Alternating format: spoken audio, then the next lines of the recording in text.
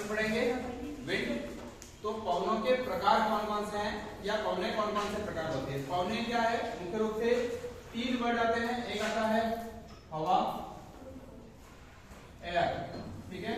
दूसरा आता है वायु और तीसरा आता है पवन। एयर, ठीक है, नहीं सॉरी गैस, गैस के बाद में एयर और विंड, तीनों अलग अलग है। ऐसे ये क्या है, पर्यायवाची शब्द है, समानार्थी सिमिलर वर्ड है। लेकिन यहाँ पे गैस का मतलब हो गया नाइट्रोजन गैस हो गई, कार्बन डाइऑक्साइड गैस हो गई, ऑक्सीजन गैस हो गई। क्या है, particle of the gas. Gas क्या है, गैस कोई एक पार्टिकल है, जैसे कि हो सकता है नाइट्रोजन गैस हो सकती है, हो सकता है ऑक्सीजन गैस हो सकती है, ओजोन हो सकती है, हीलियम हो सकती है, क्रिप्टॉन हो सकती है, जिनोन हो सकती है। इस तरह की बहुत सारी गैसें हैं। गैसों का समूह होता है जो वर्टिकल चलता है, उसको अपन बोलेंगे वायु, वर्टिकल, ठीक है। और गैसों का समूह जब हॉरिजॉन्टल जाता है, प्रेशर से लो प्रेशर, उसको अपन बोलते हैं पवने, ठीक है। तो यहाँ पर अपन पढ़ रहे हैं पवनों के प्रकार। एयर मास से पढ़ रहे हैं अपन विंड सर्कुलेशन कैसे चलता है उसको पढ़ रहे हैं। तो विश्व में जो पवने हैं, विंड है, उसको मुख्य रूप से 3 भागों में बांटा जा सकता है, डिवाइडेड इनटू 3 पार्ट्स। 3 भागों में बांटा है। सबसे पहले होती है, उनको बोलते हैं अपन सनातनी पवने। सनातनी पवने बोल सकते हैं, इसी के बहुत सारे नाम मिलेंगे। सनातनी पवनों के भूमंडलीय पवने भी बोलते हैं, इसी के नाम मिलेगा भूमंडलीय पवने,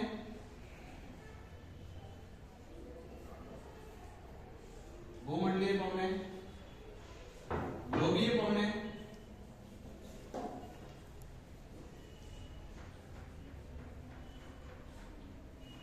सनातनी इसको अपन बोलेंगे परमानेंट विंड, भूमंडलीय ग्लोबल विंड, पूरे ग्लोब पर चलती है, ग्लोबल विंड बोल सकते हैं, भूमंडलीय पवने बोल सकते हैं। एक इसको स्थायी पवने भी बोलते हैं, स्थायी, परमानेंट विंड, ठीक है। पूरे ग्लोब पर साल में परमानेंट रहती है, इसलिए इसको क्या बोल दिया, परमानेंट विंड बोल दिया। इसके फर्स्ट वाला प्रकार कौन सा हो गया, स्थायी पवने। दूसरी होती है अस्थायी, अनपरमानेंट, अस्थायी, अस्थायी पवन। अस्थायी पवने वो है जो साल में समय के अनुसार या मौसम के अनुसार क्या करती है, परिवर्तन कर लेती है। जैसे कि अपने मानसूनी पवन है, 6 महीने मानसून आता है, 6 महीने नहीं आता है मानसूनी पवनों में से। इस तरह से खल समीर, जल समीर चलता है, लैंड ब्रीजर एंड एयर, लैंड ब्रीजर चलता है, या फिर विंड अपना कॉन्टिनेंटल ब्रीजर चलता है, या फिर अपन ओशन ब्रीजर चलते हैं, घाटी समीर, पर्वत समीर चलते हैं। वो सारी अस्थायी है, जो दिन में चलती है, रात में खत्म हो जाती है, रात में चलती है, दिन में खत्म हो जाती है, 4 महीने चलती है, 6 महीने नहीं चलती है, इस तरह की। तीसरी होती है स्थानीय पवने, स्थानीय पवने, ठीक है। अस्थायी पवने अनपरमानेंट विंड, स्थानीय पवने लोकल विंड बोलते हैं इसको, लोकल विंड जो क्षेत्र विशेष में चलती है, किसी एक एरिया विशेष में चलती है, उसको अपन क्या बोलेंगे, लोकल विंड। जैसे अपने यहाँ पे इंडिया में चलती है, लू चलती है। इस तरह से अफ्रीका में हरमटान चलती है, जिसको अपन डॉक्टर पवने बोल रहे हैं। इस तरह से चिनूक चलती है यूएसए में, फॉन चलती है अल्प पर्वत के ऊपर, या ब्लिज़ार्ड चलती है, पेम्पेरो है, पापोगाया है, गिबली है। इस तरह की बहुत सारी विंड है। तो ये मुख्य रूप से 2 प्रकार की हो सकती है, गर्म और ठंडी, अगर ऐसे प्रकार करें।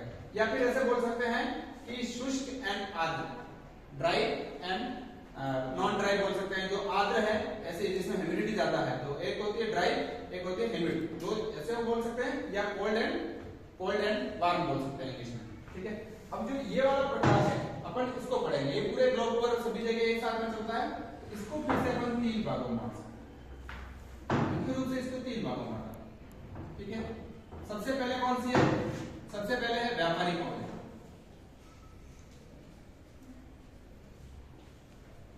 व्यापारिक पवने। दूसरी है पछुआ,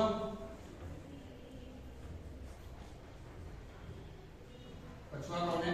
और तीसरी हो गई ध्रुवीय पवने।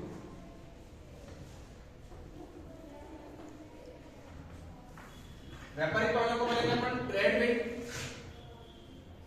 पछुआ पवनों को बोलेंगे वेस्टर्ली विंड, और ध्रुवीय पवनों को बोलेंगे पोलर विंड, ठीक है। तो जो परमानेंट विंड है उसके 3 प्रकार होते हैं।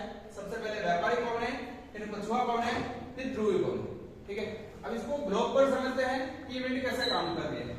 अब अपन ने 0 से अगर 21 जून की बात करें, 21 जून अपन ने पढ़ा था ना, 21 जून को सूर्य कहाँ होता है, सॉरी 21 जून को सूर्य कहाँ होता है, कर्क रेखा पर। अगर वह 21 मार्च को कहाँ होगा, भूमध्य रेखा पर। तो अपन 21 मार्च की बात करें, 21 मार्च को वर्ल्ड पर क्या स्थिति रहेगी, 21 मार्च या 22 सितंबर 23 सितंबर के आसपास की स्थिति क्या है, तो 0 से 5 डिग्री नॉर्थ और 5 डिग्री साउथ तक, 0 से 5 डिग्री नॉर्थ और 5 डिग्री साउथ तक, ये कौन सा बेल्ट है, एयर प्रेशर। अपन कल की क्लास में, पहले वाली क्लास में पढ़ चुके हैं एयर प्रेशर बेल्ट है। यहाँ पर कौन सा बेल्ट है, लो प्रेशर बेल्ट। कौन सा, लो प्रेशर बेल्ट है। इस बेल्ट को अपन ने क्या बोला, ट्रॉपिकल, भूमध्य रेखीय, ट्रॉपिकल, डोल्ड्रम, ऐसे बहुत सारे नाम देते हैं, या उष्णकटिबंधीय, उष्णकटिबंधीय लो प्रेशर बेल्ट, ठीक है, लो प्रेशर बेल्ट। जब इससे ऊपर अपन 30 से 35 डिग्री लेटीट्यूड की बात करें, 30 और 35 डिग्री लेटीट्यूड नॉर्थ साइड, ऐसे 30 and 35 latitude south side, 30-35 degree latitude south side. यहाँ पर कौन सा एयर प्रेशर होगा, ये दो है, जस्ट इससे ऊपर कौन सा एयर प्रेशर मिलेगा, हाई एयर प्रेशर मिलेगा, हाई एयर प्रेशर मिलेगा। ये किसके, तापमान के कारण लो प्रेशर बना, टेम्परेचर के कारण क्रिएट लो प्रेशर है। ये मैकेनिज्म सिस्टम, जिसको बोलते हैं अपन डायनामिक फोर्स के कारण बनने वाले हाई प्रेशर है। इसको बोला अपन ने ट्रॉपिकल या उष्णकटिबंधीय, इसको क्या बोलेंगे, शीतोष्णकटिबंधीय, सॉरी उपोष्णकटिबंधीय, उपोष्ण कटिबंधीय, जैसे उपोष्ण कटिबंधीय, ये भी हो गया उपोष्ण कटिबंधीय। ये नॉर्थ साइड में है जिसको नॉर्थ, और ये साउथ साइड में जिसको अपन ऐसे लिखते हैं। उत्तरी उपोष्ण कटिबंधीय हाई प्रेशर बेल्ट, दक्षिणी उपोष्ण कटिबंधीय हाई प्रेशर बेल्ट, ठीक है। फिर कौन सा एरिया आएगा एयर प्रेशर बेल्ट का, 60 to 65 डिग्री, 60 से 65 डिग्री नॉर्थ और 60 से 65 डिग्री साउथ। ये कौन सा है, पोल के पास में है, तो पोलर। और यहां से अपन चल रहे हैं 80 डिग्री इधर, और यहां से चल रहे हैं अपन 80 डिग्री इधर। तो ये 80 डिग्री कौन सा है, नॉर्थ ध्रुवीय, ध्रुवीय के बाद में ये लो प्रेशर है, और यहाँ पर टेम्परेचर के कारण क्या बन रहा है, हाई प्रेशर। टेम्परेचर कम होने के कारण हाई प्रेशर, उत्तरी ध्रुवीय हाई प्रेशर पे, ठीक है। इसी तरह से इसको क्या बोलेंगे, साउथ पोलर, दक्षिणी ध्रुवीय, ध्रुवीय हाई प्रेशर, एचपी लिख रहा हूं मैं हाई प्रेशर के लिए, एलपी लो प्रेशर के लिए, ठीक है। अब ये वाले बेल्ट है ध्रुव के पास में, जिसको क्या बोलेंगे, उपध्रुवीय, ठीक है, सब पोलर, ठीक है। तो उत्तरी नॉर्थ, उत्तरी उपध्रुवीय, उपध्रुवीय, और ये बनेगा लो प्रेशर, उपध्रुवीय लो प्रेशर बेल्ट। ये दक्षिणी उपध्रुवीय लो प्रेशर, ठीक है। ये हाई प्रेशर लो प्रेशर के बेल्ट बने। इस बेल्ट को ये देखो, ये उष्णकटिबंधीय बोला, ये उपोष्णकटिबंधीय, इसको शीतोष्णकटिबंधीय बोलते हैं, ठीक है। ट्रॉपिकल, सब ट्रॉपिकल, टेम्परेट एंड पोलर को बोल सकते हैं, या फिर पोलर, सब पोलर, ट्रॉपिकल, सब ट्रॉपिकल, ऐसे बोला जा सकता है। जैसा 0 डिग्री से नॉर्थ में है, जैसे 0 डिग्री से साउथ में भी रहेगा। अब विंड का क्या नियम है, विंड जो भी है, जो कहां से चलेगी, high pressure to low pressure. हमेशा नियम याद रखना है, विंड हमेशा हाई प्रेशर से लो प्रेशर की ओर ही चलती है। अब यहाँ पर कौन सा है, हाई प्रेशर है, और यहाँ पर कौन सा है, हाई प्रेशर। बीच में ये क्या है, लो प्रेशर। ये डोल्ड्रम बेल्ट है, शांत बेल्ट है, जो लो प्रेशर है। तो विंड को चलना ऐसे चाहिए, तो इधर से भी ऐसे और इधर से भी ऐसे चलना चाहिए। लेकिन कोरियोलिसिस बल, पृथ्वी के घूर्णन के कारण पवनें अपनी दिशाएं क्या करती है, विचलित कर देती है। जैसे अर्थ के रोटेशन के कारण क्या होता है, विंड सीधी नहीं चल करके तिरछी मुड़ जाती है, उसको अपन बोलते हैं कोरियोलिसिस फोर्सेस। और कोरियोलिसिस बल के कारण उत्तरी गोलार्ध, नॉर्थ पोल, उत्तरी गोलार्ध, जैसे कि यहाँ पे मैं लिख रहा हूँ नॉर्थ हेमिस्फीयर, उत्तरी गोलार्ध को बोलेंगे अपन नॉर्थ हेमिस्फीयर। उत्तरी गोलार्ध में पवनें अपने अक्ष के दाईं ओर मुड़ जाती है, और दक्षिणी गोलार्ध में बाईं ओर मुड़ती है। ये नियम दिया था फेरल नाम के एक विद्वान ने दिया था, इसलिए इसको कोरियोलिसिस बल के कारण पवनों का विक्षेपण है, तो फेरल के नियम के अनुसार मिलती है। फेरल का नियम क्या बोलता है, नॉर्थ पोल में फेरल का नियम, यहाँ पर ऊपर लिख रहा हूं,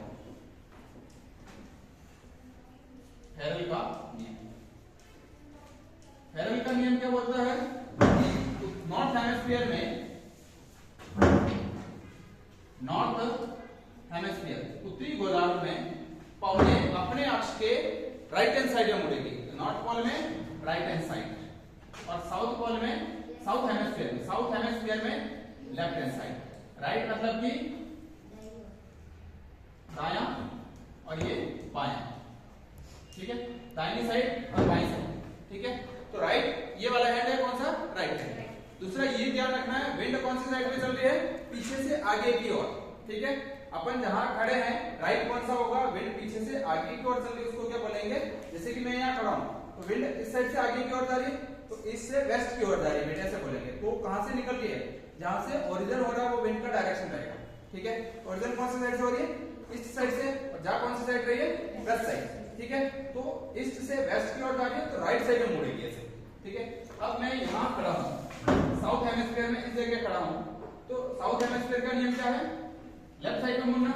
मैं यहाँ खड़ा हूँ, विंड ऐसे चल रही है पीछे से आगे की ओर, तो मेरा लेफ्ट कौन सा होगा, ये वाला, ठीक है। ये विंड ऐसे चल रही है,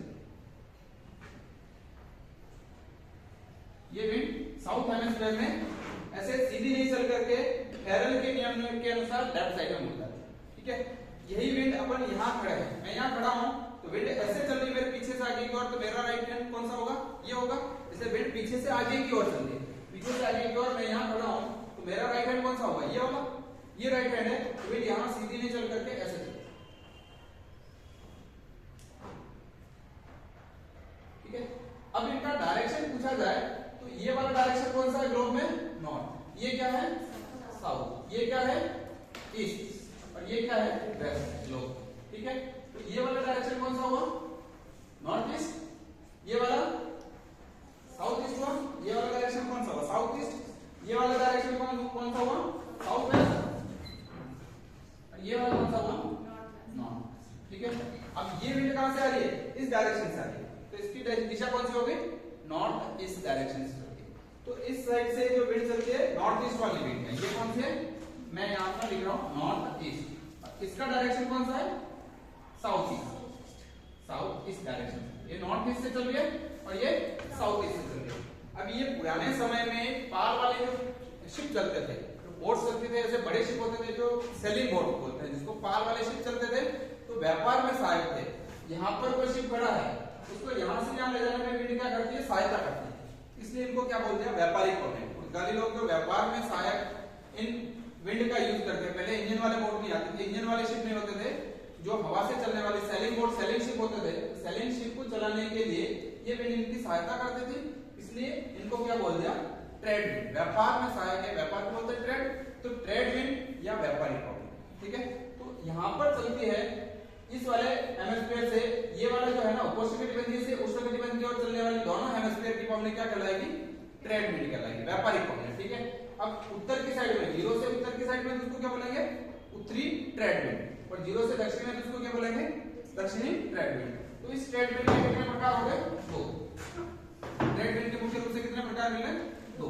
मैं इंग्लिश में लिख लेता हूं शॉर्ट में इसको, north trade wind, north trade wind हो गई, और ये कौन सी हो गई, साउथ ट्रेड विंड। दूसरा इसका डायरेक्शन पूछा जाए क्या होगा, इसका डायरेक्शन कौन सा होगा, नॉर्थ ट्रेड विंड कहां से चल रही है, नॉर्थ ईस्ट से, नॉर्थ ईस्ट से, और साउथ ट्रेड विंड कहां से चल रही है, साउथ ईस्ट से। इनका कॉमन डायरेक्शन क्या है, ईस्ट या वेस्ट, कॉमन डायरेक्शन क्या है, ईस्ट। तो कभी कभी इनको पूर्वाही भी बोलते हैं, ईस्टर्ली, ईस्टर्ली बोल सकते हैं, पूर्वाही बोल सकते हैं। तो ट्रेड विंड कहां से कहां चलती है, पूछा जाता है कि उपोष्णकटिबंधीय उच्च वायुदाब से उष्णकटिबंधीय न्यून वायुदाब की ओर, ठीक है, या फिर अश्व अक्षांश से, ये इसको अपन ने बोला था ना, हॉर्स लैटिट्यूड भी बोला है, अश्व अक्षांश से डोल्ड्रम पेटी की ओर, अश्व अक्षांश से डोल्ड्रम पेटी की ओर, ये दोनों क्या है, हॉर्स लैटिट्यूड है। ये वाले इससे क्या कहलाएंगे, जो हाई प्रेशर के बेल्ट है, हॉर्स लैटिट्यूड, अश्व अक्षांश, गोडांग अक्षांश बोलते हैं, तो इनको हॉर्स लैटिट्यूड से डोल्ड्रम पेटी, शांत पेटी, इसका एक नाम अपन ने और भी बोला था ITCZ, intra tropical conversation zone.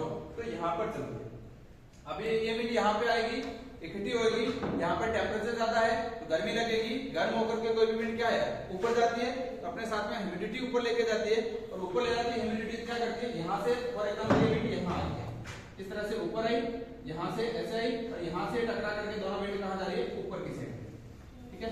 ऊपर की साइड में आए, ऊपर की साइड में आएगी तो वापस यहाँ पर नीचे, और ये विंड ठंडी होकर के वापस इस एरिया पर नीचे होगी। लेकिन इस एरिया में दिन में एक बार बारिश हो सकती है।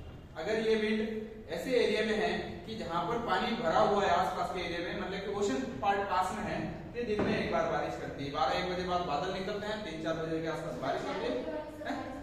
हाँ, 0 डिग्री के आसपास जो बारिश होती है ना, जैसे कि वर्ल्ड मैप में देखोगे आप, गिनी के तट पे अमेज़न फॉरेस्ट है, या फिर ये एरिया जहां पर ओशन पार्ट है इसके पास में, वहां पे दिन में एक बार बारिश होती है। वर्ल्ड के हाईएस्ट डेंसेस्ट फॉरेस्ट मिलेंगे ना, वो अधिकतर इसी एरिया में मिलेंगे। लेकिन यहाँ पे लोगों का निवास कम रहेगा, क्योंकि अधिकतर बारिश के कारण मक्खियां मच्छर ज्यादा है, बीमारियां ज्यादा है।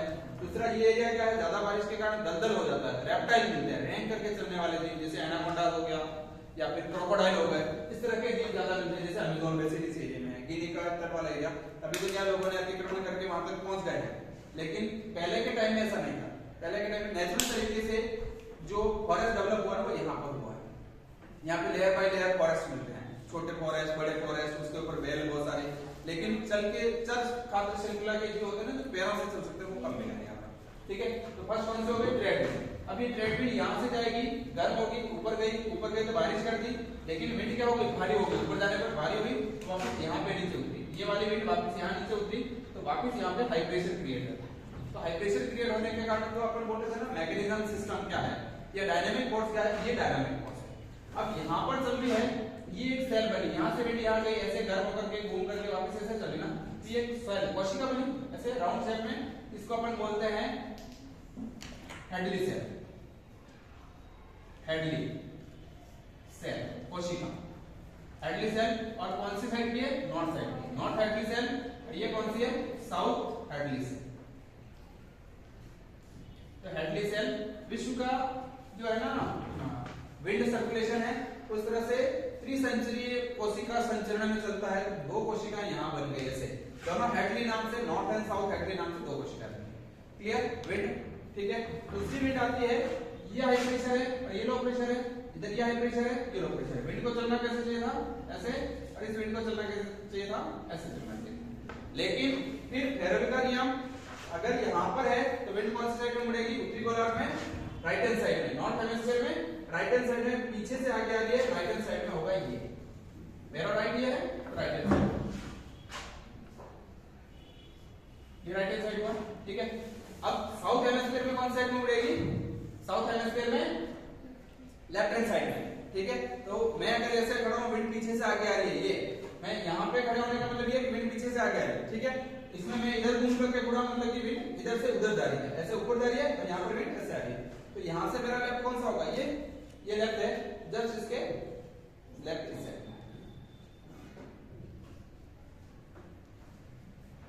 बताओ इस विंड का डायरेक्शन कौन सा हुआ, इस विंड जहां से ओरिजिन होता है वो डायरेक्शन है हमेशा, ये ध्यान रखना है।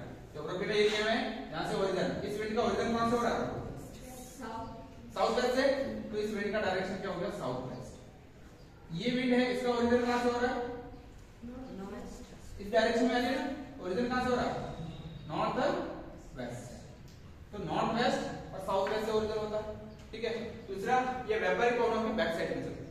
भाई यहाँ पे गर्म पवनें उतर ठंडी होकर के उतर रही है, उतरी तो यहाँ पर प्रेशर पड़ रहा है, प्रेशर पड़ रहा है, कुछ विंड इधर जा रही है और कुछ विंड इधर जा रही है। तो ये क्या है, व्यापारिक पवनों के जस्ट बैक साइड में चलती है, उल्टी रिवर्स में चलती है।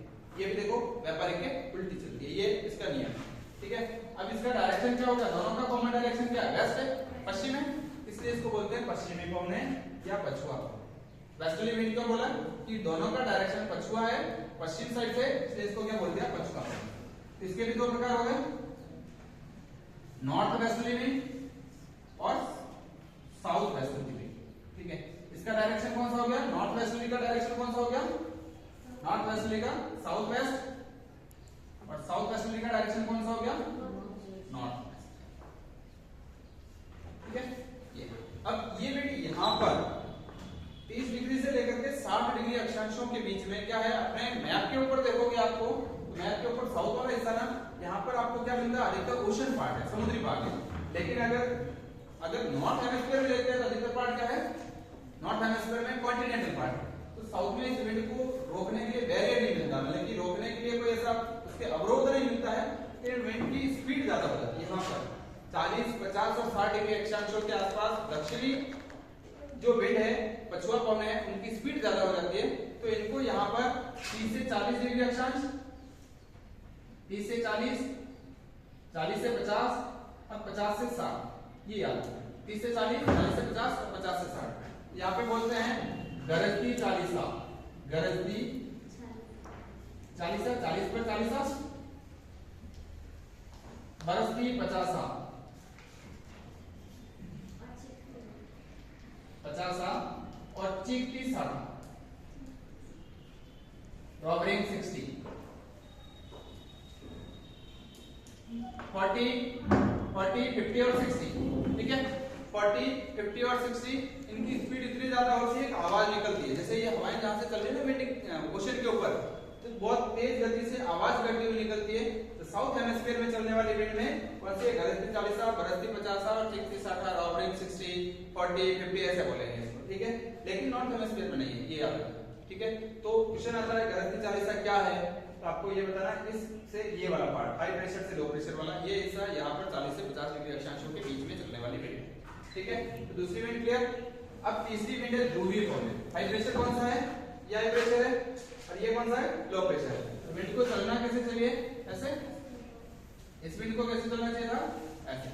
लेकिन फेरल का नियम, फेरल के नियम के अनुसार उत्तरी गोलार्ध की विंड है, उत्तरी गोलार्ध में ये वाला, वहां से विंड कैसे चल रही है?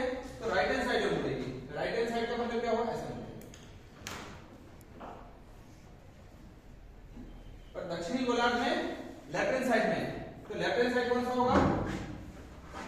जैसे ये इसके सामने लेफ्ट हैंड साइड कौन सा होगा? ये वाला। लेकिन जो व्यापारिक कोण में चले थे ना, इसके सिमिलर है। देखो दक्षिण गोलार्ध की व्यापारिक और पछुआ पोलर एक जैसी दिख रही है, और नॉर्थ की व्यापारिक और पोलर एक जैसे डायरेक्शन में चल रही है, ठीक है। तो ये इस डायरेक्शन, इसका डायरेक्शन क्या हो गया? मैं डायरेक्शन सबके यहाँ पे नीचे लिख रहा हूँ, इसलिए यहाँ पर लिख रहा हूँ। इसका डायरेक्शन क्या हो गया? साउथ ईस्ट, साउथ ईस्ट से चलिए, इसका डायरेक्शन क्या हो गया? नॉर्थ ईस्ट, ठीक है। तो उत्तरी गोलार्ध में चलिए, इसको अपन क्या बोल रहे हैं? उत्तरी पछुआ, उत्तरी ध्रुवीय विंड, और दक्षिण में चल रही है तो दक्षिणी पोलर विंड, ध्रुवीय विंड। इसके भी दो प्रकार हो गए, north polar wind and south polar. अगर इसका डायरेक्शन पूछा क्या आएगा? इसका डायरेक्शन पूछा क्या आएगा? सेम डायरेक्शन है, ये वाला डायरेक्शन आएगा नॉर्थ ईस्ट है, और ये साउथ ईस्ट है, ठीक है। तो ये हो गया विंड। अब यहां पर दोनों विंड क्या है? आपस में टकरा रही। ये क्या है? गर्म है, और ये क्या है? ठंडी है। इक्वेटर रीजन से जाएगी तो गर्म होगी, और पोलर रीजन से आएगी तो विंड ठंडी होगी। जब दो अलग अलग स्वभाव वाली विंड आपस में टकराती है तो उससे फ्रंट उत्पन्न होता है, वाताग्र। वाताग्र बनकर वो यहाँ बनेगी, ये वाला रीजन है वो वाताग्र बनाएगा, यहाँ पे फ्रंट या वाताग्र बनेंगे, और वाताग्र ही बाद में जाकर साइक्लोन में कन्वर्ट हो जाते हैं। तो यहाँ पर ये विंड और ये विंड टकराती है। अब गर्म कौन सी होगी? साउथ से आने वाली, यहाँ पर नॉर्थ से आने वाली विंड गर्म होगी। ये आपस में जहाँ टकराती है, गर्म और ठंडी विंड टकराएगी, तो गर्म हमेशा जाएगी ऊपर की साइड में, और ठंडी हमेशा जाएगी नीचे की साइड। हमेशा नियम है, भारी है ठंडी है, नीचे की साइड में जाएगी। तो नीचे जाएगी क्या होगा? नीचे वाले एरिया को, जो ठंडे एरिया में से विंड आ रही है, उस एरिया को गर्म करने की कोशिश करेगी। सॉरी, जो ये विंड ऊपर चल रही है, ये गर्म प्रदेश है, इससे नीचे ठंडी विंड घुसी है, इस एरिया को ठंडा करने की कोशिश करेगी। दूसरा, ये विंड ऊपर गई है और गर्म प्रदेशों से अपने साथ में कुछ ह्यूमिडिटी लेके आई, आर्द्रता लेके आई। तो आर्द्रता जैसे जैसे हाइट पे जाएगी तो आर्द्रता किसमें बदल जाएगी? संघनन में बदल जाएगी, और बारिश हो जाएगी। यहाँ पे कंडक्शन के कारण बारिश होना शुरू हो जाती है। इस एरिया में बारिश ऐसा होती है। तो यहाँ पर वातावरण बनता है फ्रेंड्स, यहाँ पर भी और यहाँ पर भी वातावरण, ठीक है।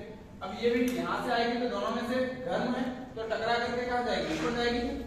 यहाँ से ऊपर आई विंड, ऊपर आई तो ये तो निचले वाले एरिया में जाएगी, लेकिन विंड के संपर्क में आने के बाद में गर्म होकर के ऊपर जाएगी। ऊपर जाएगी, इसमें से कुछ विंड तो उतर जाएगी इधर, और कुछ विंड चली जाएगी इधर। ऐसे इसमें भी ऐसे ही है, यहाँ से विंड आई ऊपर, ऊपर आई कुछ ऐसे उतर गई, और कुछ विंड वापस ठंडी होकर के इधर उतर गई। अब जो ये वाला सर्कल बना है, ये पूरा ये सर्कल बना ना, यहाँ से विंड गई ऐसे टकरा करके ऐसे घूम कर गई जस्ट इसके अपोजिट साइड में ऐसे, ये इसको बोलते हैं north Feral circle, Feral circle. और इसको बोलेंगे यहाँ पर south Feral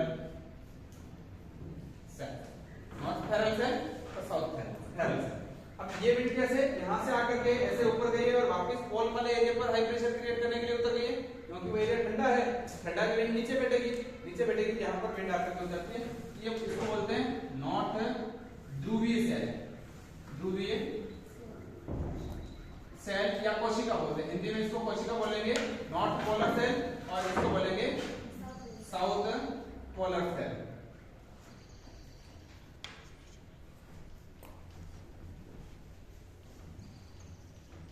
south polar cell.